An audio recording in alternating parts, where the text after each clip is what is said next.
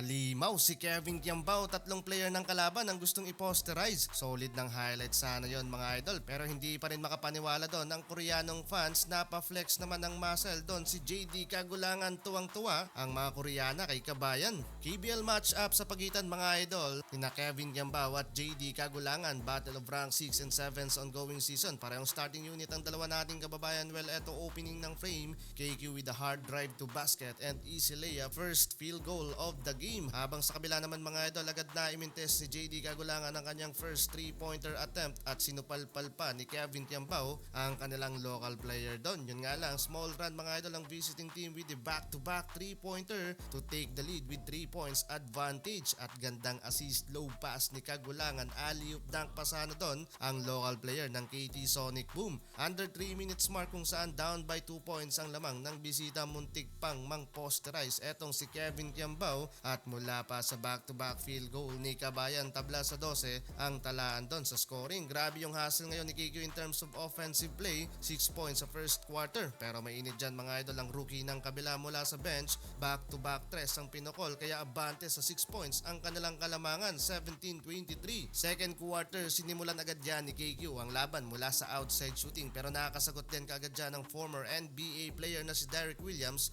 pamatay sa maagang momentum ng home team. Hindi lang yan mga idol, nagkasunod-sunod pa ang nakomit na turnover ng Sky Gunner at na-convert ng kalaban sa field goal, kaya agad lumobos 11 points ang lead sa laban. Habang back to bench naman si KQ, so far kumaka na ang kanilang local player, small run para sa blue shirt to cut the lead down by 6 points, pero instant impact sa pagbabalik court si JD Kagulangan at mula sa kanyang assist 3-pointer ang naipukol ng kanilang local player. Under 4 minutes mark, binalik ng Sonos kay Gunner si KQ, pero grabe mga idol ang ball rotation dito ng visiting team. Hindi umubra yung 3-2 zone defense ng home team at mainit pa sa outside shooting ang kabila, kaya lumobo lang naman mga idol sa 14 points lead ang KT Sonic Boom. Plus napaka-aggressive din mga idol ng performance dito ni Kagulangan, both defense and offense. Great hustle ang pinapakita ng former UAAP Finals MVP. In control pa rin mga idol ang KT Sonic Boom sa pagtatapos ng first half. 11 points lead mga idol, 34-45. Second half time mga idol, so far still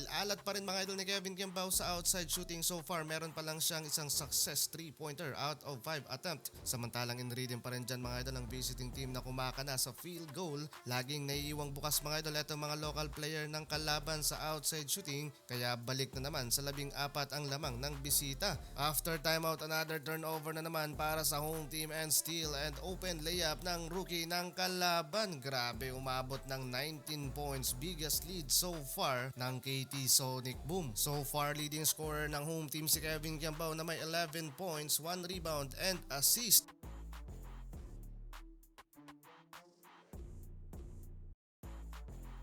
올라간 돌파합니다. 짧은 패스 박준영, 최승욱 이재도에게 빼주고요. 다시 건네봤습니다. 자이트라인 점프샷 들어갔습니다. 페이더웨이 짧아요. 리바운드 캔바오 윙에서 석점 적중 열렸어요. 적중 케빈 캔바오, 그리고 플로터 득점. 빠르게 넘어왔는데요. 레이던 나이트